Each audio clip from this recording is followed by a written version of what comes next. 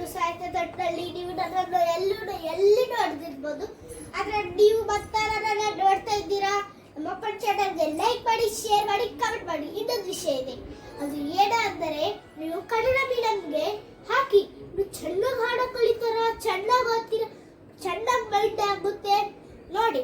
ನೀವು ಇಲ್ಲ ಅಂದ್ರೆ ಸೇಡಮಲ್ಲಿದ್ರು ದೂರ ಆಗ್ತೈತೆ ಅಂದ್ರೂ ಪರವಾಗಿಲ್ಲ, ಹಾಗೆ ಗಾಡಿಯಲ್ಲೂ ಹೋಗ್ಬೋದು, ಏನಾದ್ರೂ ಮಾಡ್ಬೋದು. ಸೂಟಿ ಸಂಡೆ ಅಷ್ಟೇ ಕೊಡುತ್ತೆ.